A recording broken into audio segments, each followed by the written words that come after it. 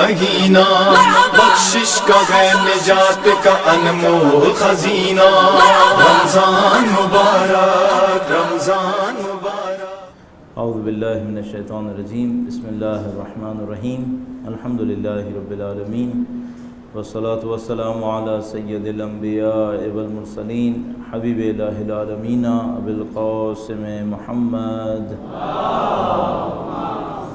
علی محمد وعلی آلہ الطیبین الطاہرین، سیما بقیۃ اللہ فی الارضین۔ قال اللہ تعالی فی کتابہ الکریم، بسم اللہ الرحمن الرحیم، وَنُرِيدُ أَن نَّمُنَّ عَلَى الَّذِينَ اسْتُضْعِفُوا فِي الْأَرْضِ وَنَجْعَلَهُمْ أَئِمَّةً وَنَجْعَلَهُمُ الْوَارِثِينَ۔ ایک بار پھر درود بھیجے گا محمد وعلی محمد۔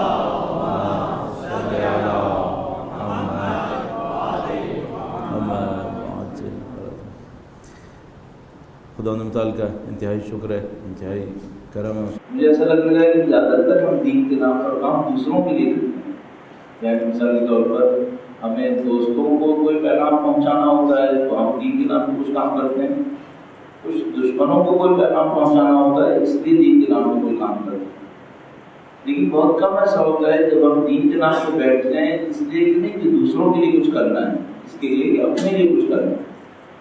مثلا اسی مجلس محفل کے اندر اگر ہم سوچیں تو ممکن ہے کہ میں آپ کے لیے آیا ہوں، میں سوچ کر آیا ہوں کہ میں نے آپ کو کچھ سکھانا ہے۔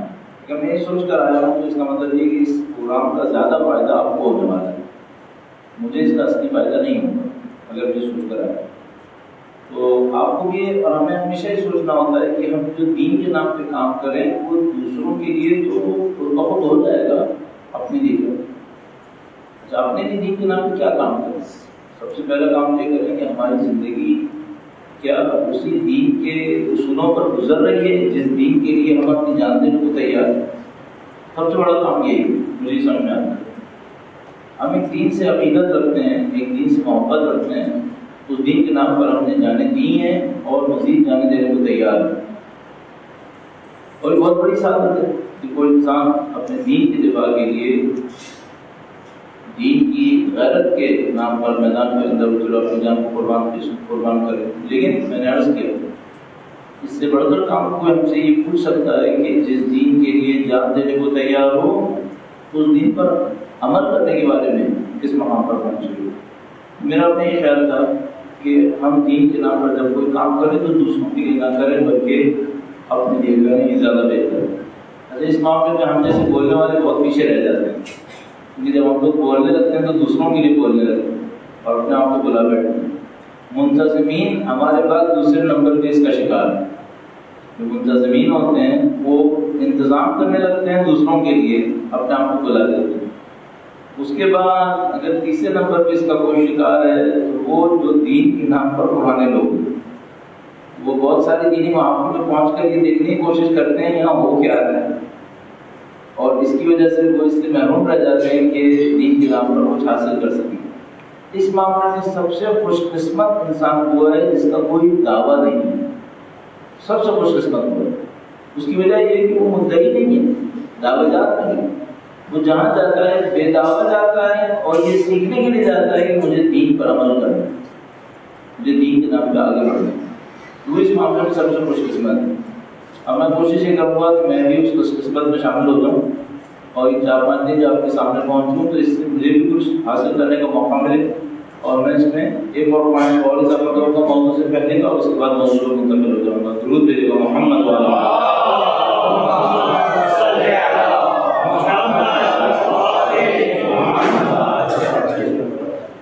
یہ ماہ مبارک رمضان کا پہلا دن ہے اور اس ماہ کی بہت ساری خاصیتوں میں سے ایک خاصیت یہ ہے کہ شاید سال کا سب سے تیز مہینہ ثابت ہوتا ہے، یعنی اس کا پہلا اور آخری دن آنے اور جانے میں بہت دیر نہیں لگاتا۔ آج جب روزہ رکھ رہے ہوتے ہیں تو لمبا لگنے لگتا ہے، لیکن مجموعی طور پر یہ مہینہ بہت تیزی سے نکل جاتا ہے۔ اس کی وجہ بہت ساری ہیں، شیڈیولز ڈسٹرب ہوئے ہوتے ہیں، وہ پروڈکٹیوٹی جو ہونی چاہیے دنیاوی اعتبار سے وہ کم ہو جاتی ہے، بہت سارے اور مسائل۔ یہ چونکہ وہاں پر اگر رمضان کا پہلا دن ہے، اس سلسلے میں شاید یہ مقدار اہمیت کا عامل ہے، مجھے لگتا ہے بہت اہم ہے یہ ہے کہ اس ماہ مبارک رمضان میں ہدف بنائے بغیر اس سے فائدہ نہیں اٹھایا جا سکتا۔ ماہ مبارک رمضان میں کچھ شیڈیولز کی تبدیلی آئے گی، وہ تو قطعی بات ہے۔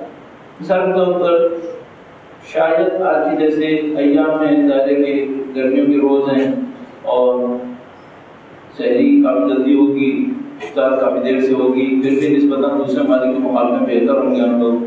بعض ممالک کے اندر 19 گھنٹے کے 20 گھنٹے کے روزے ہو رہے ہوں گے، اور اس کے مقابلے میں پاکستان ایک معتدل ملک سمجھا جاتا ہے۔ یہاں پر جون کے مہینے میں بھی ماہ رمضان آ رہا ہے، وہ 15-16 گھنٹے سے زیادہ کا گھر میں نہیں بن رہا ہے، لیکن اس کے باوجود شیڈول چینج ہونے کے باوجود جو بات بہت زیادہ اہم رہے گی وہ یہ کہ ہدف کیا ہے، ماہ مبارک رمضان سے حاصل کیا کرنا ہے۔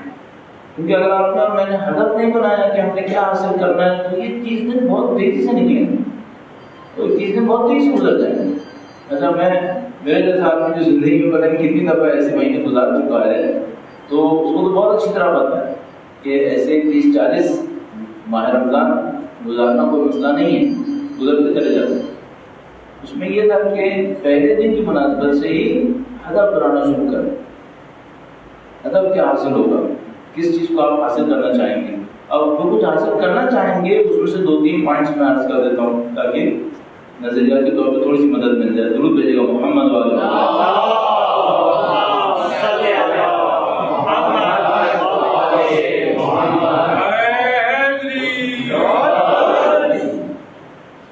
کیا ہدف ہو سکتے ہیں یا کیا اہداف ہو سکتے ہیں؟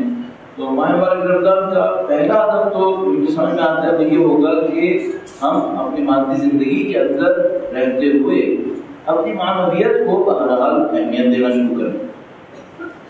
ہم جانتے ہیں ہماری مصروفیتیں بہت زیادہ ہیں، ہم لوگ کافی مشغول ہیں، اور اس مشغولیت کے اندر ایک خرابی جو ہمارے ساتھ رہ جاتی ہے وہ یہ کہ ہم زندگی کے بڑے اہداف کے اوپر توجہ نہیں دے پاتے۔ صبح سے شام کا شیڈول ہے، مصروفیتیں ہیں، لوگوں سے ملنا ہے اور کام کاج ہیں، اس کے اندر رہتے ہوئے بہت دفعہ ایسا ہوتا ہے انسان کے بھول جاتا ہے کہ اس نے پیدا ہی کیوں ہوا تھا، اس نے حاصل کیا کرنا تھا۔ ماہ مبارک رمضان پہلی چیز جو ہمیں دیتا ہے وہ ایک انوائرمنٹ ہے، ایک ماحول ہے۔ سب لوگ اس طرف توجہ دینا شروع کر دیتے ہیں کہ کچھ کرنا ہے۔ مثال کے طور پر یہی کورس یا یہی پروگرام جو یہاں پر ہو رہا ہے، ظاہر کے سال کی باقی جگہوں میں نہیں ہو رہا تھا، تو یہی کہ پروگرام ہو رہا ہے، تلاوت قرآن کریم کے کچھ پروگرام رکھے گئے، دروس کے پروگرام رکھے گئے، ایک انوائرمنٹ بننے لگتا ہے، ماحول بننے لگتا ہے۔ اس ماحول کے اندر انسان خود بخود یہ سوچنے لگتا ہے کہ کرنا کیا ہے، حاصل کیا ہوگا۔ پہلی چیز جو ماہ مبارک رمضان کے اندر ہدف کے طور پر ہے یہ ہے کہ بھائی زندگی کا ہدف کیا ہے، مقصد کیا ہے، اصل میں جو چیز حاصل ہونی ہے وہ کیا حاصل ہو۔ اور اس کی وجہ سے ہم اس موضوع سے بھی نزدیک آئیں گے تو 4-5 دن کے لیے ہم نے طے کیا ہوا کیا نہیں کامیابی۔ تو پہلی چیز تو یہ ہوگی کہ آپ ہدف خلقت جس کو ہم لوگ کہتے ہیں، آپ کی زندگی اور میری زندگی کیوں ہے، اس کے اوپر تھوڑا سا سوچنے کا وقت نکال سکیں۔ دوسرا معاملہ یہ ہے کہ ہم اور آپ فوراً اس بات کو سوچ سکیں کہ بھائی یہ مادی زندگی تو ہے ہی، کوئی معنوی زندگی بھی ہے بڑا، اس معنوی زندگی کو کس طریقے سے مضبوط کیا جا سکتا ہے۔ ہم لوگ ماہ مبارک رمضان کے اندر کتنے میسیجز واٹس ایپ ای میل فلاں کے اوپر یہ پڑھ رہے ہوں گے کہ سحری کے وقت کیا کھانا اچھا ہے، افطار کے وقت کیا کھانا اچھا ہے، پتہ نہیں کتنے کوکنگ شوز میں بتایا جا رہا ہوگا کہ آج کل آپ کیا کیا پکا کر کھلا سکتے ہیں۔ شاید 30-40 سال پہلے ماہ مبارک رمضان پر اورینٹیشن یہ نہیں تھی، شاید ایسی نہیں تھی۔ شاید 30-40 سال پہلے ماہ مبارک رمضان کو کوئی نہ بھی معنویت کے لیے محنت کر رہا ہو لیکن کم سے کم مادیت کے لیے نہیں دیکھ رہا ہوں۔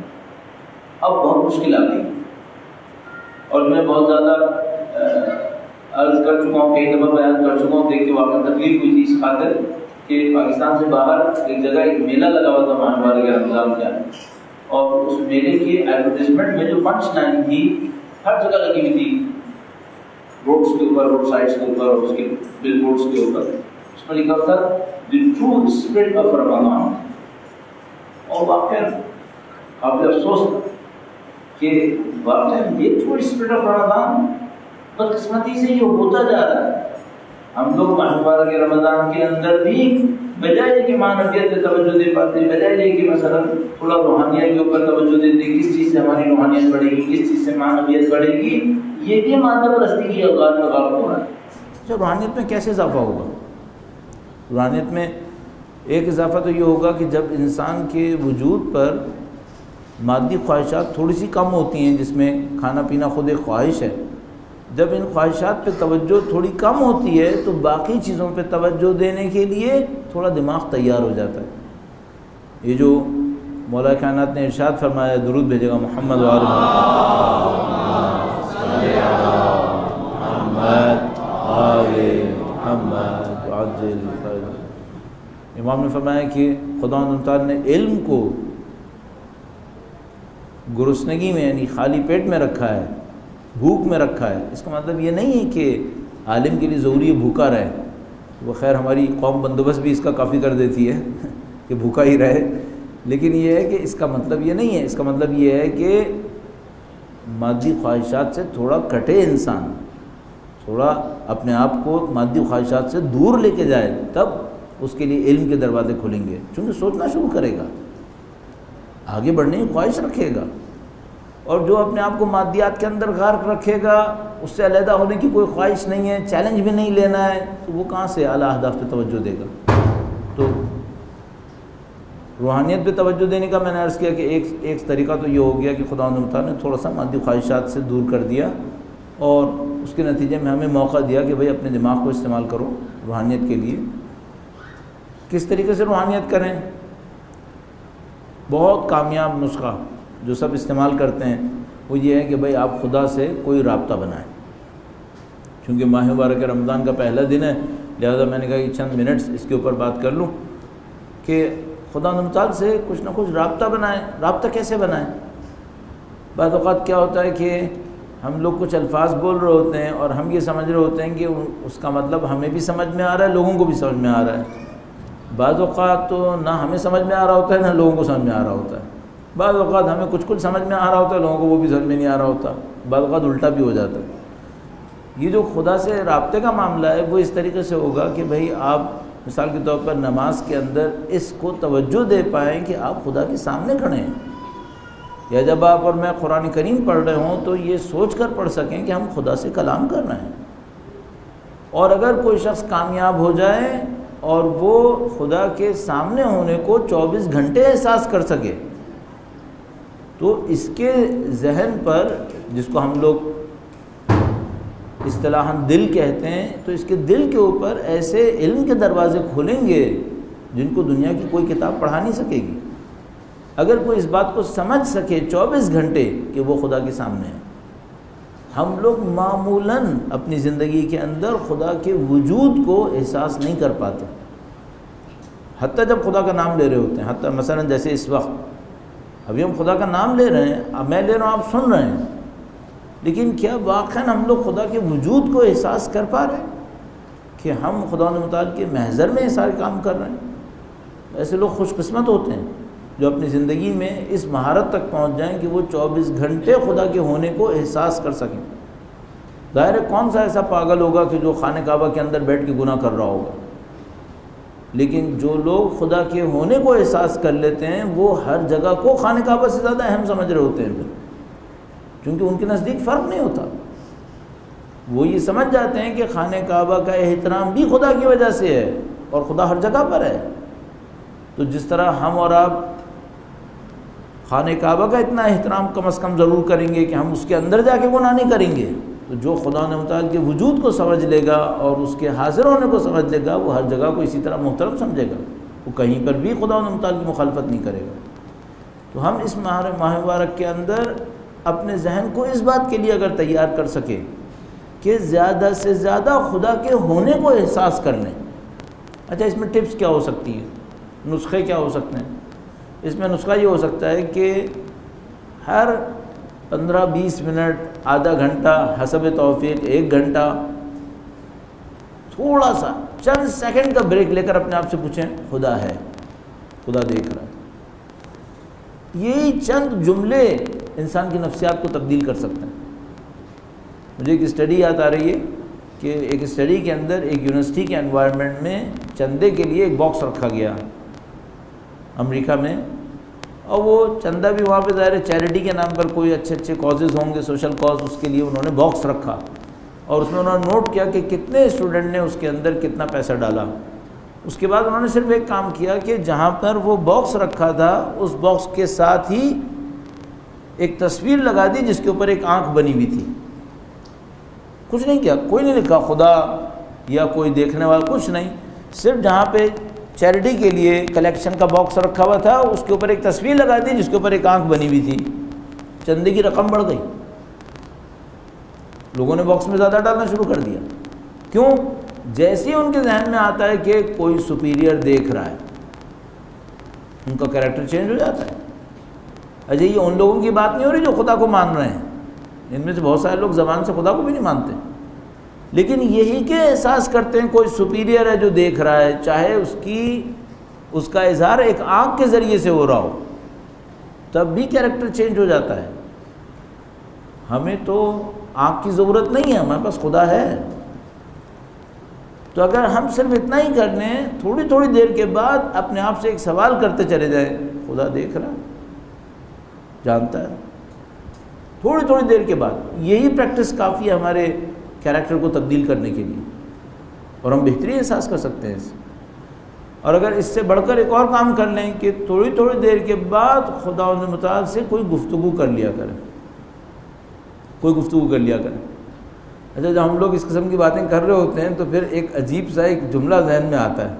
ابھی کچھ دن پہلے میں کسی جگہ پہ تھا، تو وہاں پر درس دیتے دیتے اچانک میری زبان سے جملہ نکل گیا، تو باہر مجھے بعد میں احساس ہوا کہ شاید تھوڑا سا زیادہ ہو گیا، لیکن یہ کہ خیر جملہ میں نے کہہ دیا تھا، تو اب میں یہاں پہ بھی عرض کر رہا ہوں مجھے کہ ہم لوگ معذرت کے ساتھ ہم لوگ دروس اور اسلام کی تعلیمات کا قبرستان بنتے جا رہے ہیں۔ جس طرح قبور کے اوپر بعض اوقات اثر نہیں ہوتا، بدقسمتی سے ایسا ہوتا جا رہا ہے۔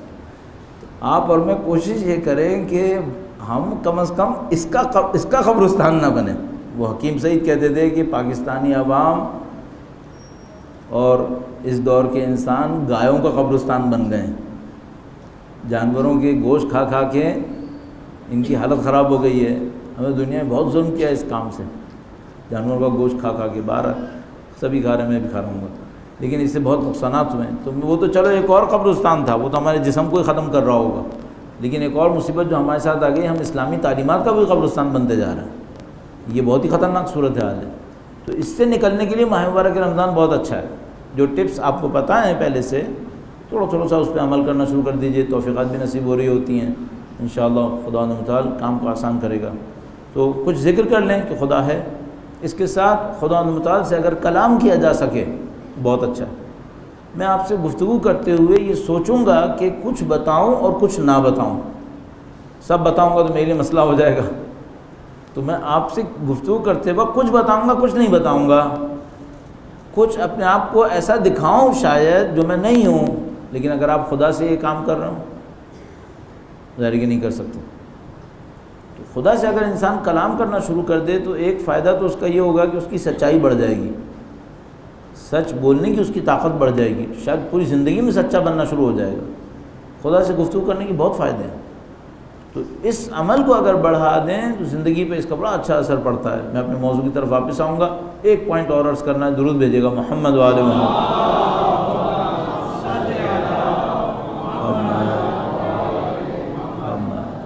قرآن کریم اور احادیث اہل بیت اطہار علیہ السلام کا ماہ مبارک رمضان میں کیا کردار ہے؟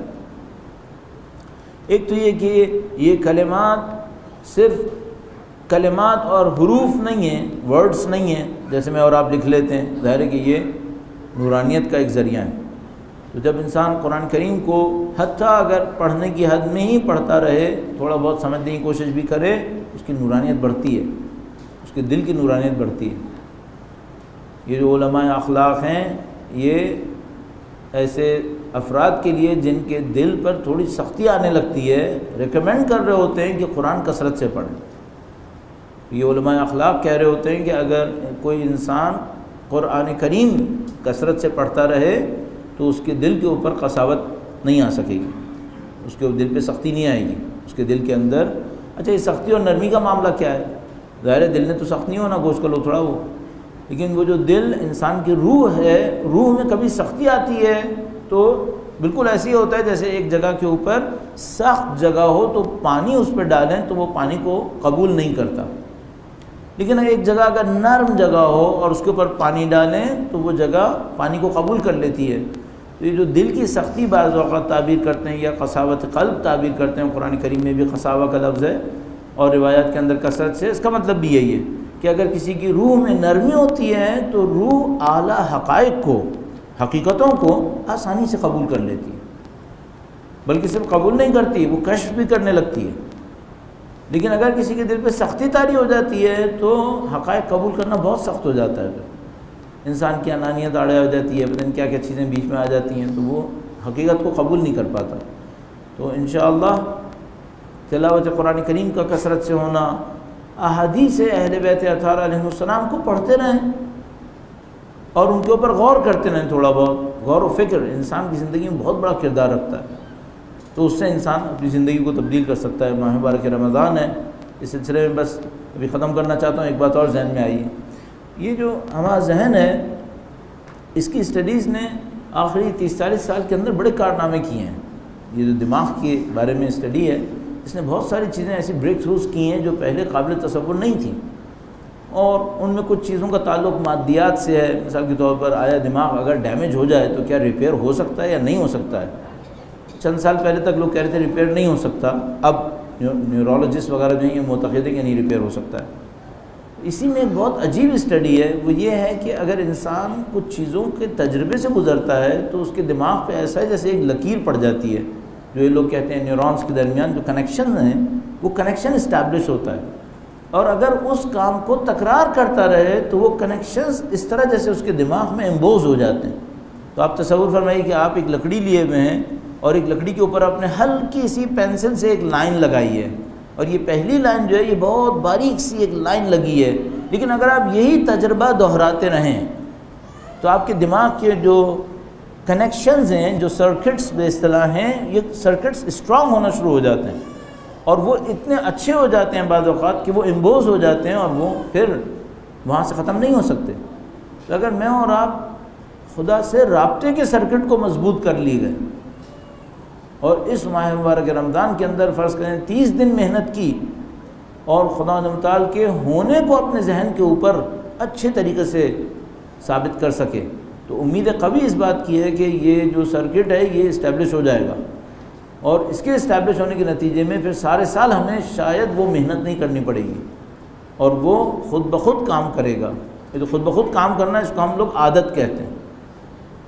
مجھے ابھی اتنی مدت گزرنے کے بعد اپنی زندگی میں ایک بات سمجھ میں آتی ہے، وہ یہ کہ شاید انسان کا کوئی سرمایہ عادت سے زیادہ بڑا سرمایہ نہیں ہے۔ اچھی عادت سب سے بڑا سرمایہ، دولت اور شہرت، طاقت اور اولاد، پیسہ، خاندان، یہ سب چیزیں انسان کے لیے سرمایہ ہوتی ہیں۔ ظاہر میں نے بہت اعلیٰ اور بہت پست چیزوں دونوں کو ملا دیا اپنے جملے کے اندر، اولاد اور پیسہ اور شہرت یہ سب ملا دی، یہ سب ایسٹس ہیں۔ سب سے اچھا ایسٹ اچھی عادت ہے۔ اچھی عادت سب چیزیں سنبھال سکتی ہے اور بری عادت سب سے محروم کر سکتی ہے۔ آپ نے اپنی زندگی میں کچھ بھی کمایا ہو، ہاتھ سے نکل جائے گا اگر عادتیں بری ہوئیں، من جملہ اولاد، من جملہ محبت کرنے والے لوگ۔ تو اچھی عادت سب سے اچھی ہے۔ اچھی عادت کیسے اسٹیبلش ہوتی ہے؟ ایک ایک لائن لگا کے۔ آپ ماہ مبارک رمضان کے اندر ایک اچھی عادت کی لائن لگائیں، پھر ایک اور لائن، ایک اور لائن، 30 دن کے اندر اچھی عادت کو اسٹیبلش کر لیں، آپ کی زندگی میں ایک ایسٹ بڑھ گیا۔ اس کو ہم یہ کہتے ہیں کہ بھائی ایک اچھا کام اپنا لو اور ایک غلط کام چھوڑ دو، زندگی آسان ہے۔ اس سے آپ کی زندگی میں جو آسانیاں آتی ہیں وہ ناقابل تصور ہیں۔ اب میں اپنے موضوع کی طرف ویسے ہی آ چکا ہوں تھوڑا، اور اب اس کو باضابطہ لے آتے ہیں۔ درود بھیجے گا محمد و آل محمد۔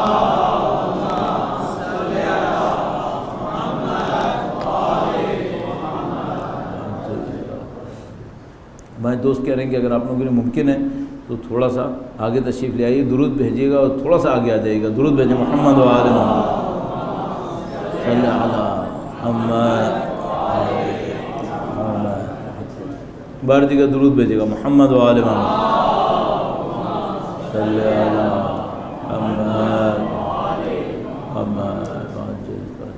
مجلس میں یا کسی درس وغیرہ میں آنے والوں کے لیے چند چیزیں بہت سخت ثابت ہوتی ہیں۔ ایک تو یہ کہ گرمی زیادہ ہو جائے، بیچارے بڑے پریشان ہوتے ہیں، حتیٰ جب بیٹھ رہے ہوتے ہیں تو پیچھے دیکھ رہے ہوتے ہیں کہ وہ اوپر چھت پہ پنکھا کہاں پر ہے، تو وہیں اس کے نیچے جا کے بیٹھیں گے، وہ گرمی کا بڑا مسئلہ ہوتا ہے۔ دوسرے ملکوں میں ایسا کم ہوتا ہے، ہم لوگ کے زیادہ ہیومیڈیٹی بہت زیادہ ہے کراچی میں، تو ہوا چاہیے ہوتی ہے۔ دوسرا مسئلہ ہوتا ہے ایک دفعہ بیٹھ گئے تو پھر کوئی کیا ہے بھاگی کھسکو، تو یہ بھی بڑا برا لگتا ہے کہ اچھا ہم بیٹھ گئے بیٹھنے تو بھائی بار بار آگے بار بار آگے، مجھے بہت برا لگتا ہے، لیکن کیا کروں، اگر منتظمین کہتے ہیں تو پھر مجھے سوچنا پڑتا ہے کہ وہ ان کا خیال کرنا ہے۔ بہرحال اللہ آپ کو صحت و تندرستی نصیب فرمائے، اس دنیا کی گرمی کے بدلے میں آخرت کی ٹھنڈک نصیب فرمائے انشاءاللہ۔ دوست احباب کہتے ہیں پاکستانیوں کو تو خدا ویسے ہی معاف کر دے گا، اتنا کچھ جھیل کے آ رہے ہیں تو خدا کہے چلو ٹھیک ہے تمہارا تو ویسے ہی حساب کتاب ہے۔ اللہ انشاءاللہ ایسے ہی آسان کر دے ہم سب کے لیے انشاءاللہ۔ ایک بار پھر درود بھیجے گا محمد و آل محمد۔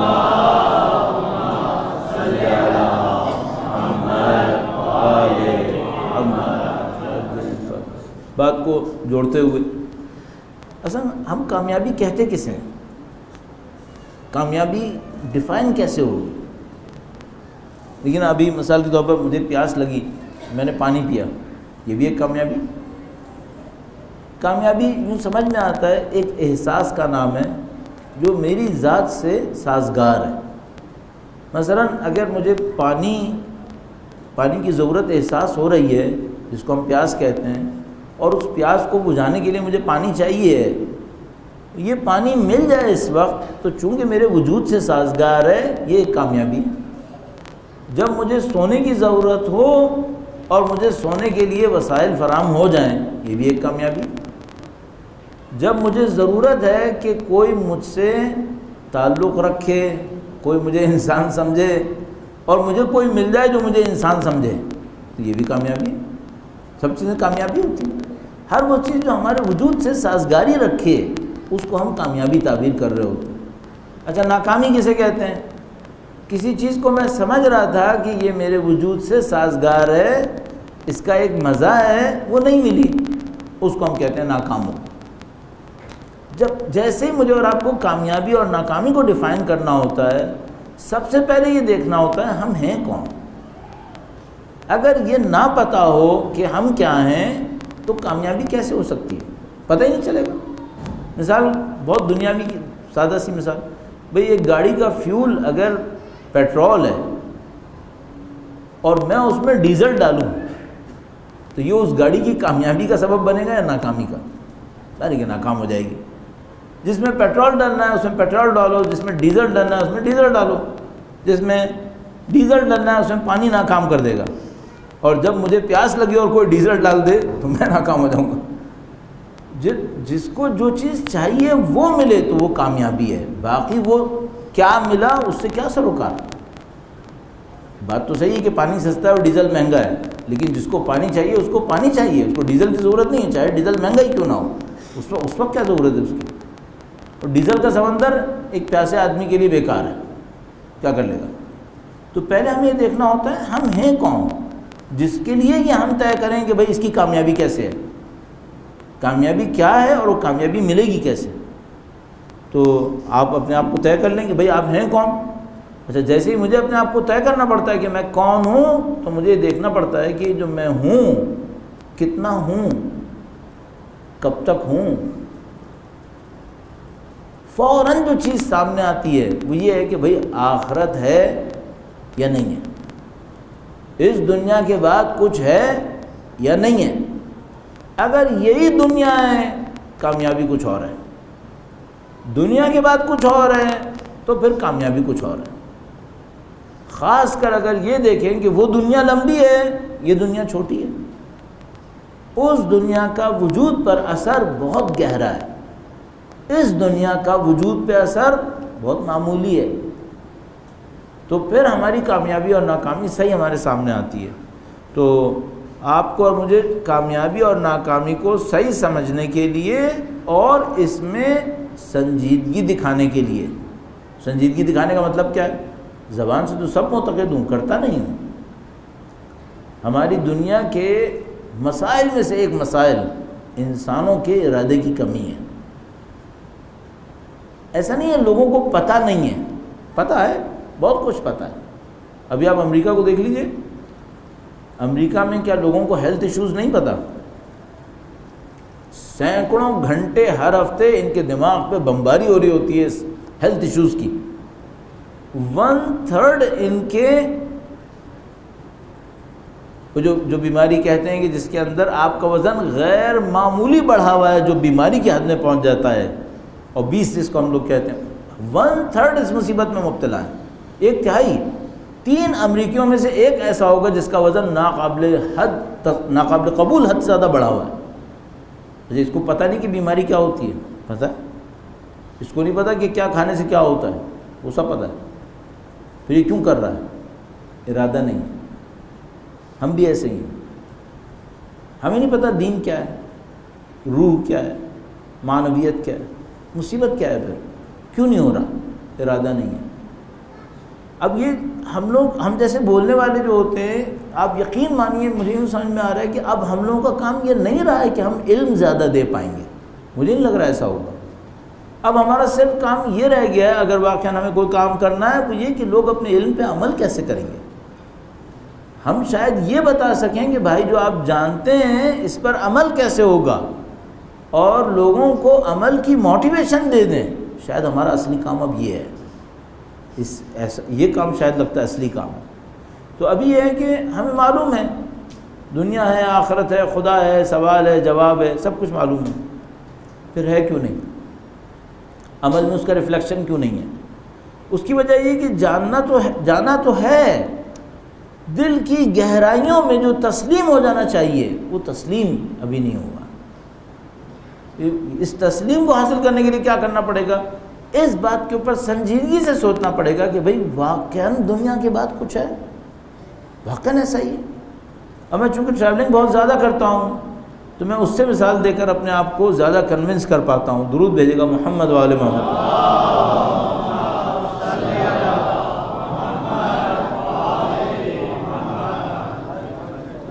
جب ہم کسی سفر کے لیے نکلتے ہیں اور سفر کے لیے تیاری کر رہے ہوتے ہیں تو گرچہ پاسبلٹیز ہوتی ہیں کہ ہم سفر میں جس کی تیاری کر رہے ہیں وہاں نہیں پہنچ پائیں گے، لیکن تیاری میں کمی نہیں کرتے۔ پاسبلٹی تو ہے کہ جہاز گر جائے، پاسبلٹی تو ہے کہ نہ پہنچ سکیں، لیکن کیا تیاری کم کرتے ہیں؟ نہیں، اس جگہ کی تیاری پوری کرتے ہیں، جبکہ پاسبلٹیز بہت ہیں کہ ٹرپ کینسل ہو جائے، لیکن تیاری پوری کرنی پڑتی ہے۔ اور اس کی وجہ کیا ہے؟ ہم کنونسڈ ہیں کہ وہ جگہ ہے، اور ہم کنونسڈ ہیں کہ وہاں پہنچنے کا جو وسیلہ ہم نے استعمال کیا ہے یہی وسیلہ ہے۔ پتہ ہے کہ یورپ ہے، پتہ ہے کہ امریکہ ہے، پتہ ہے کہ اسلام آباد ہے، اور وہاں جانے کے لیے جو کیا جاتا ہے وہ یہی ہے کہ لوگ بس سے، جہاز سے یا ٹرین سے جاتے ہیں۔ ہم نے بھی یہی کیا۔ میں پوچھ رہا ہوں اتنا ہمیں آخرت پہ یقین ہے؟ کیا ہمیں یہ یقین ہے کہ یہاں کے بعد کچھ اور ہے اور ہم سب نے اسی راستے پہ جانا ہے؟ اگر یہ یقین ہے زندگی کچھ اور ہے، اور اگر یہ یقین نہیں ہے تو پھر میں یقین سے کہہ رہا ہوں دین پہ عمل کرنا ناممکن ہے، دین پہ عمل نہیں ہو سکتا، چونکہ دین جو کچھ ہم سے مانگ رہا ہے، جو کچھ ہم سے چاہ رہا ہے وہ آسان نہیں ہے، واقعاً مشکل ہے۔ اگر ہمیں یہ یقین نہ ہو کہ آگے بھی کچھ ہے اور اس کائنات کے پیچھے اس کا چلانے والا ہے، اس کے پیچھے بھی کچھ حقائق ہیں، اگر ہمیں یقین نہیں ہے، یا سمجھ لیجئے کہ اطمینان بھی نہیں ہے، یقین تو 100% ہوتا ہے، بہت بڑی بات ہو جاتی ہے، 70-80% بھی چلے گا، جس کو ہم لوگ اطمینان کہتے ہیں۔ اطمینان بھی ہونا پھر معاملہ آسان ہے، پھر زندگی آسان ہے۔ تو سب سے پہلا کام تو یہ ہو جائے کہ بھئی ہم کو اس بات کا اطمینان ہو جائے کہ یہاں کی بات کچھ ہے۔ اچھا، یہاں کی بات کچھ ہے کا مطلب کیا ہے؟ نمبر ایک، مرنے کے بعد ایک زندگی ہے، ایک بات۔ دوسری بات کیا ہے؟ جو ہم دیکھ رہے ہیں، جو کچھ عوامل ہم دیکھ رہے ہیں، اس کے پیچھے بھی کچھ چیزیں ہیں جو کام کر رہی ہیں۔ اس کا بھی بہت یقین ضروری ہے، یقین اس کا بھی بہت ضروری ہے۔ وہ اس طریقے سے کہ بھائی کچھ چیزیں تو ہم دیکھ رہے ہیں کہ مثال کے طور پر فلاں آدمی نے فلاں کا ساتھ دیا تو یہ ہو گیا، فلاں نے فلاں کام کیا تو یہ ہو گیا، ٹھیک ہے، یہ باتیں اثر کرتی ہیں۔ کیا ان کے پیچھے بھی کچھ ہے جو اثر کرتا ہے؟ اور وہ ایسے پراسرار طریقے سے اثر کرتا ہے کہ سامنے والی چیزیں تو کیا اثر کریں گی جو وہ اثر کرتا ہے۔ اگر ہمیں ان دو باتوں پہ یقین ہو جائے، زندگی آسان ہے، کامیابی 100% ہے، اس میں کوئی شبہ نہیں ہے اور کامیابی حاصل ہو جائے گی۔ تو دو باتیں ہیں جس کے اوپر ہم غور کر سکتے ہیں۔ اور چونکہ ہمارے کچھ بچے ایسے بیٹھے ہوں گے یہاں پر کہ جو ابھی ان مسائل کے اندر شروع کر رہے ہوں گے، تو ان کی خاطر عرض کر رہا ہوں کہ زندگی میں ہدف یہ بنا لو، ایک ہدف کہ حقیقت کو زیادہ سے زیادہ جیسی کی ہے ویسی سمجھنی ہے۔ ہم لوگ بہت دفعہ حقیقت قبول کرنے کو تیار نہیں ہیں۔ بھئی میں نے اگر ایگزامز کی تیاری 40% کی ہے تو موسٹ پروبیبلی میرے مارکس 40% ہوں گے، میں نہیں مان پاتا۔ گرچہ حقیقت یہ کہہ رہی ہے کہ بھئی 40% سے زیادہ کیوں آئیں گے، کیوں تکا تمہارا چلے گا، لیکن دماغ یہ کہتا نہیں کچھ ہو جائے گا۔ یہ بات صحیح نہیں ہے۔ حقیقت پسند بنو، جو حقیقت ہے اسے قبول کرو۔ تو جو اس راستے میں ہمارے جوان دوست احباب ہیں ان کی خدمت میں عرض کروں گا کہ بھئی سب سے پہلا کام یہ کرو، حقیقت پسند بنو۔ اپنے آپ کو فضول کے توہمات کے اندر مشغول مت ہونے دو۔ میں خدا سے کتنا قریب ہوں؟ جتنا میں خدا کو اپنے قریب سمجھتا ہوں۔ توہم مت دو کہ میں خدا سے بہت قریب ہوں۔ جتنا میں خدا کو اپنے سے قریب سمجھتا ہوں اتنا میں خدا سے قریب ہوں، اور جتنا میں خدا کے علاوہ زندگی گزار رہا ہوں اس کا مطلب ہے میں خدا سے دور ہوں۔ اب میں توہم دوں کہ نہیں میں خدا سے بہت نزدیک ہوں، کہاں سے نزدیک ہوں؟ ہم مثلا کتنا اس بات کے اوپر ظاہر مدعی ہیں کہ مثلا امامت کی ہمارے اوپر توجہ ہے، یہ بات صحیح ہے کہ ان کی توجہ ہے، لیکن سوال یہ ہے کہ ہمارے اعمال کے اندر امامت کی پرائرٹیز کتنی ہیں؟ اگر پرائرٹیز ہیں تو ہم امامت سے نزدیک ہیں۔ امامت کا ہم سے کوئی رشتہ ایسا نہیں ہے کہ جس کے اوپر ہم یہ کہیں کہ ان سے ہمارا ایک رشتہ بن گیا ہے، چاہے ہم سادات ہی کیوں نہ ہوں، کہ جس کی بنیاد پر اب میں کچھ بھی کروں میں ان سے قریب ہوں۔ کیسے ہو سکتا ہے؟ 250 سال کا تجربہ یہ نہیں سکھاتا ہمیں۔ تو ہمیں حقیقت پسند بننا ہوگا، اس بات کو قبول کرنا ہوگا، جو ہے وہ ہے، قبول کرو۔ تو آپ اور میں سب سے پہلا کام یہ کریں اپنی کامیابی کو طے کرنے کے لیے کہ یہ کامیابی کیسے حاصل ہوتی ہے، دو باتوں کے اوپر محنت کر لیں۔ نمبر ایک، بھائی اس کے بعد کچھ ہے، اس دنیا کے بعد ایک آخرت، وہاں پہ کچھ ہے، ایک بات۔ دوسری بات، جو ظاہری عوامل ہیں ان کے پیچھے کوئی باطنی بھی چیزیں عمل کر رہی ہیں۔ میں ایک مثال باطنی عوامل کے حوالے سے عرض کرتا ہوں، درود بھیجے گا محمد و آل محمد۔ صلی علی محمد و آل محمد وعجل فرجہ۔ چلیے، چونکہ یہ محفل آپ کے سامنے، مجلس آپ کے سامنے ہے، تو اس کے حوالے سے عرض کرتے ہیں کہ بھئی میں بات کر رہا ہوں، مجھے بولنا ہے کچھ، صحیح ہے؟ جب بولنے کے لیے اندر کامیابی کیا ہوگی؟ کوئی بولنے والا میرے جیسا بولنے والا ہو اور یہ سوچے کہ بولنے میں میری کامیابی کیا ہوگی، تو مثال کے طور پر میں سوچوں گا بھائی بولنے میں میری کامیابی یہ ہوگی کہ لوگوں کو پسند آئے، صحیح؟ اچھا، اور میں نے تھوڑا سا اپنی دانش میں تیر مارا تو میں سوچوں گا نہیں، لوگوں کو پسند آنا کامیابی نہیں ہے، کامیابی یہ ہے کہ لوگوں کے دل پہ اثر کرے، ٹھیک ہے؟ ایک اسٹیپ آگے بڑھ گئے۔ اچھا، لوگوں کو پسند آئے، لوگوں کے دل پہ اثر کرے، اس کے لیے میں کیا کروں؟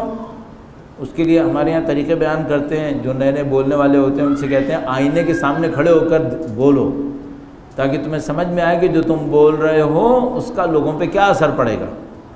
تو جو تم نے بولا ہے اس کی کیسٹ سنو، اس کی ریکارڈنگ سنو، تاکہ تمہیں سمجھ میں آئے کہ جو تم نے بولا ہے وہ کیا بولا ہے۔ اچھا، یہ ظاہری عوامل ہیں یا باطنی عوامل ہیں؟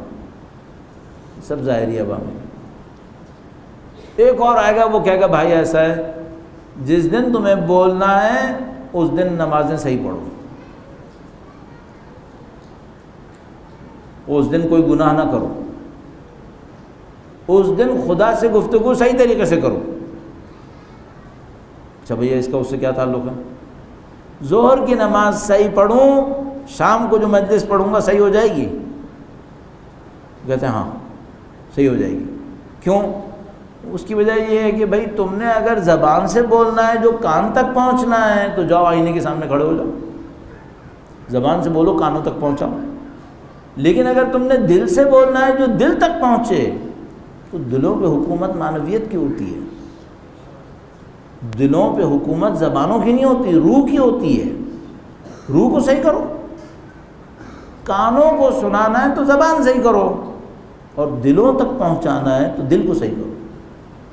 اس کو ہم کہتے ہیں باطنی عمل، کہ یہاں پہ کچھ چیزیں ایسی انوالو ہو رہی ہیں جس کا تعلق ظاہر سے کم ہے، باطن سے زیادہ ہے۔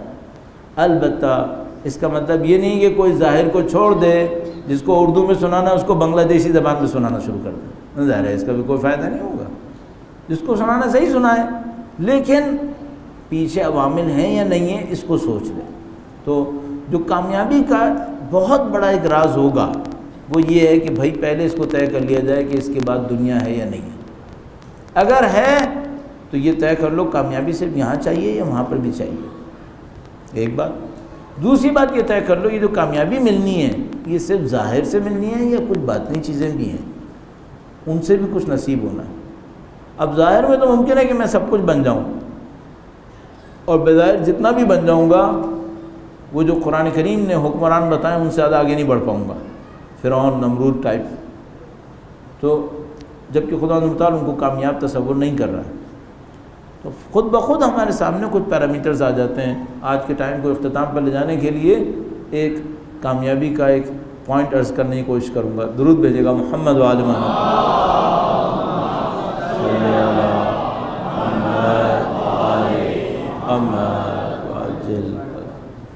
ہمارے پاس ایک عجیب روایت موجود ہے، اور روایت میں کہا گیا کہ لب لباب یہ ہے کہ اگر انسان، البتہ اس کا مفہوم ہمیں تھوڑا سا اور بیان کرنا چاہیے، اس وقت ٹائم نہیں ہے، لیکن جتنا بیان کر سکتے ہیں وہ عرض کرتے ہیں، کہا کہ اگر انسان خدا سے دوسروں کے لیے مانگے خود تو خدا اس سے کہیں جلدی دیتا ہے جب وہ خود اپنے لیے مانگتا ہے۔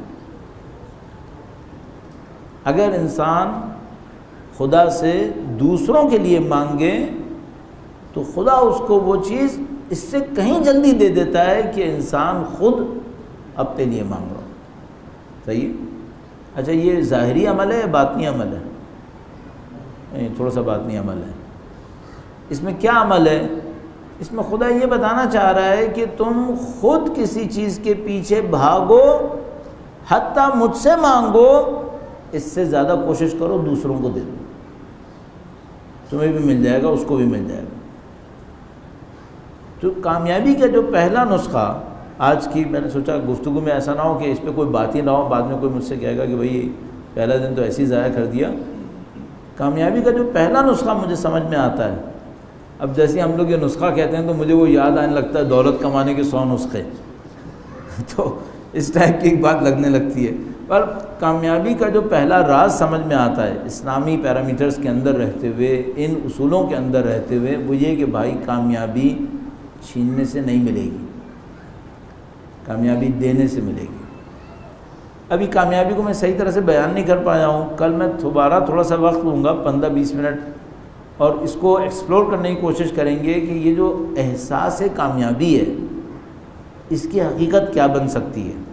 کامیابی ایک احساس کا نام ہوتا ہے، سادہ سی بات ہے۔ مثلا میرے پاس اگر کوئی چیز آئے، آج کل میں کہیں پہ پڑھ رہا تھا، کل پرسوں یا مجھے یاد نہیں آ رہا، آج یا کل میں کہیں پڑھ رہا تھا، تو اس میں لکھا تھا کہ مثلا فلاں آدمی جو تھا وہ اپنے 12 سالہ بچے کو لے گیا اور اس کو ایک کوٹ پینٹ دلوایا برانڈڈ، پتہ نہیں کون سے برانڈ کا، اور اس کے پیسے اتنے بنتے تھے، تو اس نے کہا اتنے پیسوں کے اندر فلاں علاقے کے اندر اس نے لکھا کہ 70 میٹر کا اپارٹمنٹ مل جاتا ہے، جتنے میں اس نے اس کو کوٹ پینٹ دلوایا تھا۔ تو کہنے کا کوٹ پینٹ پہن کے اس کا بیٹا خوش نہیں تھا کہنے کا مجھے یاد آتا ہے اپنے بچپن کے اندر، عجیب سے اس نے کہا، کہنے کا کہ ہم لوگ یہاں پہ دانت گاڑ کے ایک سرکل بنا لیتے تھے، ہم جیسے بچپنے کے اندر یوں بچے نشان بنا لیتے ہیں، کہنے کا وہ بنا لیتے تھے اور اس کے اوپر بال پین سے گھڑی بنا لیتے تھے، گھڑی بنا کے گھر آتے تھے، ماں پوچھتی تھی کیا وقت ہوا ہے، تو اس کو دیکھ کر بڑی خوشی ہوتی تھی۔ کامیابی احساس کا نام ہے، کامیابی چیز کا نام نہیں ہے۔ کاش ہمیں یہ راز سمجھ میں آ جائے، کامیابی احساس ہے، کامیابی چیز نہیں ہے۔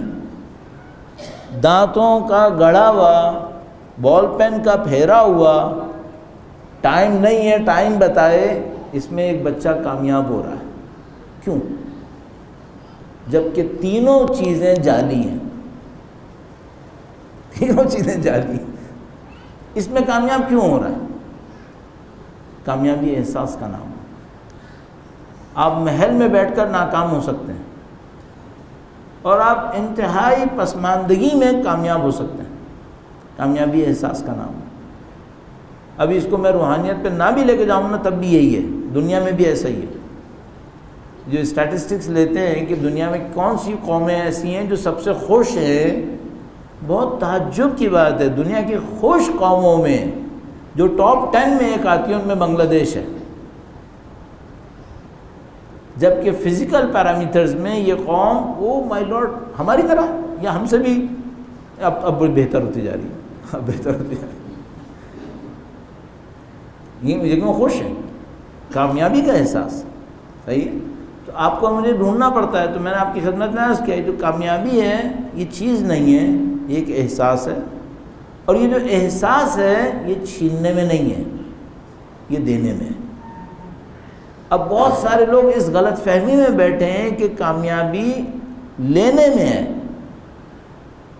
اچھا، جیسے ہی دنیا میں لوگ یہ سمجھتے ہیں کامیابی لینے میں ہے، اچھا لینے کا مطلب بھی کیا ہے؟ پوزیشن، ملکیت، میں مالک ہو جاؤں۔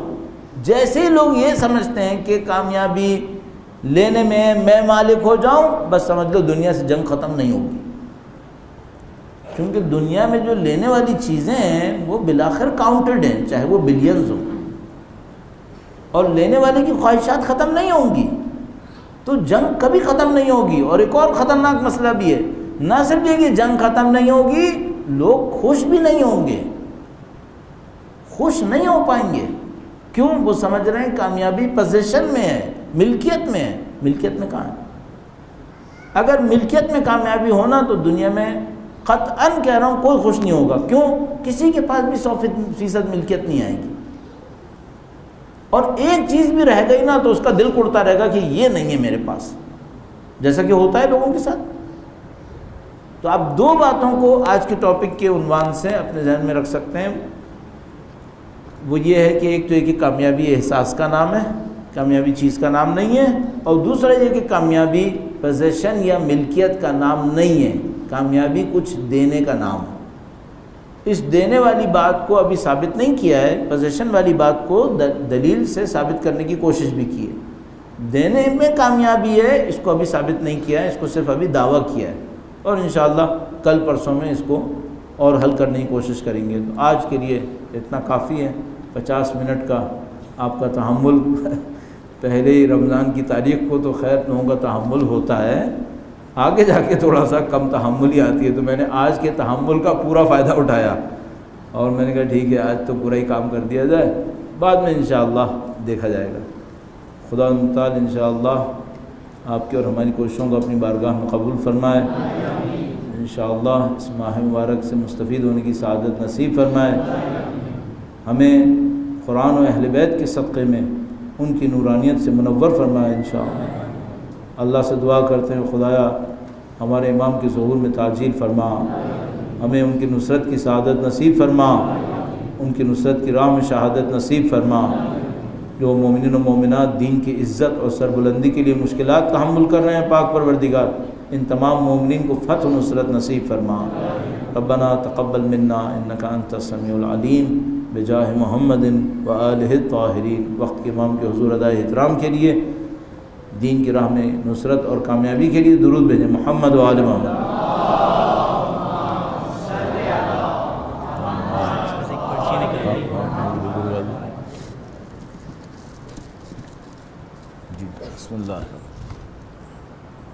پڑھ دوں بھائی؟ انہوں نے کہا کہ ایک پرچی نکال دیں، سزا دیں گے جزا دیں گے، ان کا معاملہ ہے۔ اس پہ لکھا ہے کرن بطول، درود بھیجے گا محمد و آل محمد صلی علی محمد آل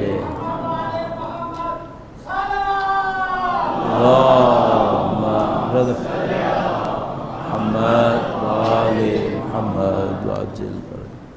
اصل میں ہوتا کیا ہے کہ بہت ساری چیزیں خاص کانٹیکس میں کہی جاتی ہیں، اور وہ کانٹیکس کہیں میچ نہیں کر رہا ہو تو بڑی ڈسٹربنس ہو جاتی ہے۔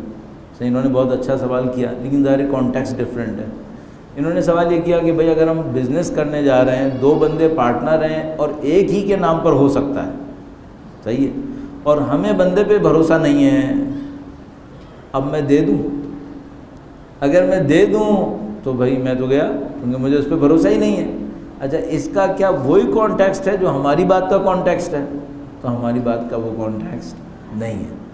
ہمارا کانٹیکسٹ کیا ہے؟ ہمارا کانٹیکسٹ یہ ہے کہ بھئی میں ایک چیز کا مالک ہوں اور مالک بن کر اس کو انجوائے کرنا چاہ رہا ہوں، یہ بہتر ہے یا میں اپنی ملکیت کسی دوسرے کے حوالے کر دوں تاکہ وہ اس سے فائدہ اٹھائے؟ کیا میں یہ کہنا چاہ رہا ہوں کہ میں کسی دوسرے کو موقع دے دوں کہ وہ مجھے الو بنائے؟ نہیں، میں یہ نہیں کہنا چاہ رہا، میں یہ نہیں کہتا۔ میں یہ کہنا چاہ رہا ہوں، اب میں آپ کو اس کی مثال دیتا ہوں جو میں کہنا چاہ رہا ہوں۔ آپ نے، میں باہر کے ملکوں کی مثالیں دینے میں تھوڑا سا اب کترانے لگا ہوں، لیکن بہرحال بعض اوقات دینی پڑتی ہیں۔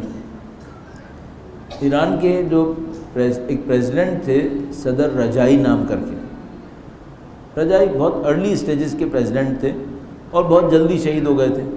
اس زمانے پریزیڈنٹ رجائی تھے اور پرائم منسٹر باہنر نام کر کے تھے۔ تو رجائی جو تھے وہ اسکول ٹیچر تھے، بہت سمپل اسکول ٹیچر تھے اور بہت سادہ زندگی گزارتے تھے۔ وہ اسکول ٹیچر، اچھا وہ کس ٹائپ کے آدمی تھے؟ بعض اوقات ہوتا ہے نا، لوگ فٹ نہیں ہوتے اپنے ماحول کے اندر، انقلاب کے باوجود بیچارے فٹ نہیں ہو پاتے تھے۔ وہ کہیں پہ وزٹ پہ گئے، ظاہر گاڑی میں گئے، وہاں پہ ان کے گارڈز وغیرہ بھی چل رہے تھے، تو گاڑی میں جب بیٹھ رہے تھے تو دھکم پھیلی ہو جاتی ہے، لوگ ادھر ادھر ہو جاتے ہیں۔ وہ کسی نے، گارڈ نے دروازہ بند کیا، ایک آدمی کا پاؤں آ گیا دروازے میں، دروازے میں پاؤں، اس نے دروازہ کھولا، پاؤں نکل گیا، اس نے دروازہ بند کر دیا۔ پریزیڈنٹ نے گاڑی رکوا دی، یعنی گاڑی روک، گاڑی روکی، نیچے گئے، جس کا پاؤں آیا تھا اس کا پاؤں چوم لیا اور اس سے کہا کہ میں معذرت چاہتا ہوں، میرے گارڈ سے آپ کے پاؤں میں تکلیف ہوئی ہے، مجھ سے غلطی ہوئی ہے، مجھے زیادہ خیال رکھنا پڑے گا۔ اس ٹائپ کے آدمی تھے۔ اب یہ مس فٹ ہوا نا، یہ ہماری سوسائٹی میں مس فٹ ہے، یہ ادھر بھی مس فٹ ہو رہا تھا وہ اس وقت۔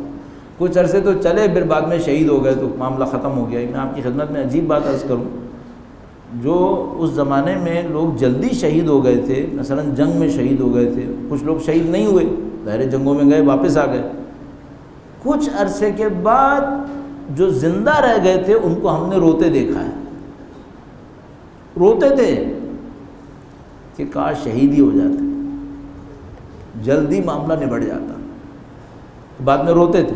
تو بہرحال ہاں، انہوں نے کہا ہے کہ 10 منٹ ہی ہیں، انہوں نے دیکھا یہ ان کے ارادے خطرناک لگ رہے ہیں، پہلے ہی سوال میں اتنی دیر لگا دی، تو انہوں نے تذکرتاً کہہ دیا۔ میں ہمیشہ یہ کوشش کرتا ہوں کہ اس طرح کی جو باتیں یہاں پر ہو رہی ہوتی ہیں آپ کو ڈائریکٹ لائیو ٹیلی کاسٹ کرتا رہوں، تاکہ آپ یہ نہ سوچیں کہ پتہ نہیں کیا ہو رہا ہے یہاں۔ تو اس میں یہ تھا کہ انہوں نے کہیں بزنس کیا، کسی بندے کے ساتھ بزنس کیا، بزنس میں 50-50% کے پارٹنر ہوئے، دونوں پارٹنرز نے پوری محنت کے ساتھ، ایمانداری کے ساتھ کام کیا۔ کام کرنے کے بعد پروفٹ کا ٹائم آیا، پروفٹ انہوں نے 50-50% ایز پر ایگریمنٹ کر لیا۔ جب 50-50 ہو گیا تو رجائی نے اس کو پتہ نہیں 15% اور 20% اور دے دیا، تو اس نے رجائی سے کہا کہ دیکھو دوست، ٹھیک ہے، ہم نے بزنس کیا ہے اور بزنس کرنے میں 50-50 ہوتا ہے، تم 50 اپنا رکھ لو، میں اپنا رکھ لوں، تم ایکسٹرا مت دو مجھے۔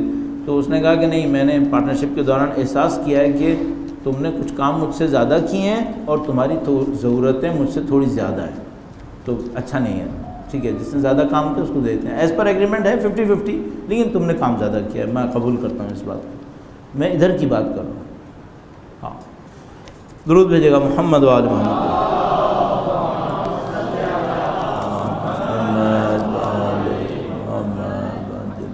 اچھا، اس میں کچھ سوال ایسے ہوتے ہیں جن کا تعلق اس گفتگو سے شاید نہ ہو پائے، تو زیادہ تر کوشش کریں کہ اس ٹائپ کے سوالات یہاں پہ نہ کریں، کیونکہ پھر ظاہر ہے ہمارے پاس بقول بھائی کے 10 ہی منٹ ہیں، تو اس میں ایسا نہ ہو کہ وہ ادھر ادھر کے سوالات میں نکل جائے۔ ویسے بھی میں ذرا تفصیل سے جواب دیتا ہوں تو مسئلہ بن جاتا ہے۔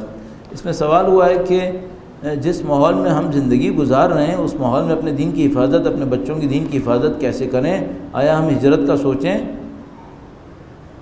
اور انہوں نے لکھا کہ آپ کی تقریر میں سنا کہ جس شخص کو اپنا دین بچانا مشکل ہو اس پر ہجرت واجب ہے، اس کو کلیئر کریں۔ ہاں، ہجرت دین اسلام کے اندر ایک راستہ ہے، ان ارضی واسعہ، خدا تعالیٰ نے کہا کہ اگر تم اپنے دین کے اوپر عمل نہیں کر سکے اور ماحول تمہارے دین کو تبدیل کرنے کی کوشش کر رہا ہے، تم اپنے دین پہ ناممکن کر رہا ہے عمل، تو تم ہجرت کر لو۔ لیکن مسئلہ کیا تھا کہ ہجرت دارالکفر سے دار اسلام کی طرف ہوتی ہے۔ اب مثال کے طور پر میں یہاں سے اٹھ کر کہیں اور جاؤں، وہ کون سا دار اسلام ہے جہاں آپ جانا چاہ رہے ہیں، اور وہاں پہ دین کیسے بچنے والا ہے، اس کا بھی سوچنا پڑے گا۔ اور معمولاً جہاں لوگ جا رہے ہیں وہاں جانے پر دوسری تیسری نسل پہ دین کا جھگڑا ہی ختم ہو جاتا ہے، معمولاً وہاں پہ یہ ہوتا ہے۔ ہاں، زیادہ پرسکون ہوتا ہے چونکہ مسئلہ ہی ختم ہو گیا ہے، یہ مسئلہ ہے۔ تو آپ جہاں جانا چاہ رہے ہیں اس کو اچھی طرح دیکھ لیجیے گا کہ آپ کا دین زیادہ ترقی کر سکے، ایسا نہ ہو کہ خدا نہ کرے اور کسی بڑی مصیبت میں پھنس جائیں۔ باقی 2 مسائل فقہی ہیں اور جی فرمائیں۔ آپ نے کہا کہ کامیابی جو ہے احساس کا نام ہے، چیز کا نام ہے، ہاں لیکن جب پیاس ہو سکے تو پانی چاہیے، ہاں، شہر کی ضرورت پڑ رہی ہے، زبردست، صحیح ہے۔ انہوں نے بہت اچھا کہا کہ بھائی وہ جو ہم لوگ اردو میں کہتے ہیں نا کہ میٹھا میٹھا کہنے سے منہ میٹھا نہیں ہوتا ہے، حلوہ حلوہ کہتے رہو تو منہ کہاں سے میٹھا ہوگا؟ منہ تو اسی وقت میٹھا ہوگا جب واقعاً کوئی میٹھی چیز منہ میں جائے گی۔ تو انہوں نے کہا کہ بھئی کامیابی احساس کا نام ہے، چلو قبول کر لیتے ہیں، میں ان کی بات کو تھوڑا سا بڑھا رہا ہوں تو، لیکن یہ ہے کہ پیاس لگی ہے، پانی ملے تو کہیں کچھ ہوگا نا، پیاسا تو آدمی کامیاب کیسے ہوگا؟ کیا خیال ہے آپ کا جملہ صحیح ہے؟ پیاسے کامیاب نہیں ہوتے؟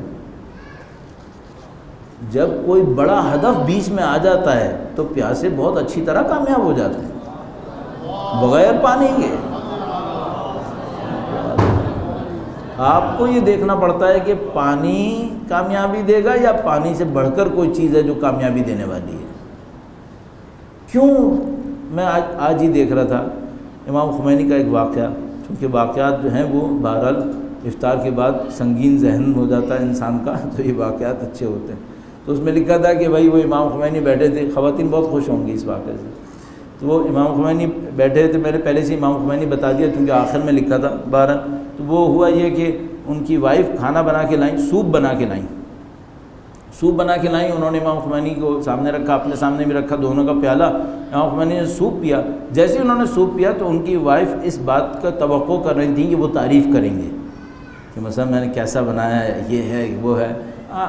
ہر جگہ پہ ایسا ہی ہوتا ہے، پاکستان ہو، ایران ہو، کہیں پر بھی ہو۔ امام خمینی نے احساس کیا کہ نمک بالکل نہیں ہے، انتہائی پھیکا ہے، صحیح۔ اچھا، اب ان کو ان کی فیلنگز کا بھی خیال کرنا ہے، جو یہ سمجھ رہے ہیں کہ انہوں نے بہت اچھی ڈش بنائی ہے، صحیح ہے۔ تو انہوں نے کہا کہ پیاس لگ رہی ہے۔ اچھا، امام خمینی کی ایک عادت تھی، حکم نہیں دیتے تھے، کبھی نہیں کہتے تھے یہ کرو یہ نہیں کرو۔ اگر بہت کہیں مسئلہ بنتا تھا تو کہتے تھے مثلا لائٹ جل رہی ہے، یہ نہیں کہتے تھے بند کر دو، جس کا مرضی ہے کر دے، ورنہ وہ کہتے تھے یہ ہو، تو کہیں گے پیاس لگ رہی ہے۔ تو ان کی بیگم فوراً اٹھ کے گئیں، کہیں ہم پانی لے کے آتے ہیں۔ وہ پانی لینے گئے تو ان کے ہاتھ میں نمکدان تھا، انہوں نے سوچا میں نمک ڈال لوں۔ اب جو نمک ڈالنے لگے تو اس کے سوراخ چھوٹے تھے، تو انہوں نے دیکھا میں جتنی دیر میں نمک ڈالوں گا یہ واپس آ جائیں گی، تو انہوں نے کیا کیا، ان کے پیالے میں نمک ڈال دیا، ان کے پیالے میں نمک ڈال دیا۔ جب انہوں نے سوپ پیا ان کی وائف نے تو نمک بالکل صحیح تھا، اور انہوں نے پھیکا پی لیا، اور پھیکا پی کے کہنے لگے کہ آپ کے کھانے اتنے اچھے ہیں کہ کوکس کو چاہیے آپ کی بک سے بنایا کریں۔ اس کو کہتے ہیں فیلنگ۔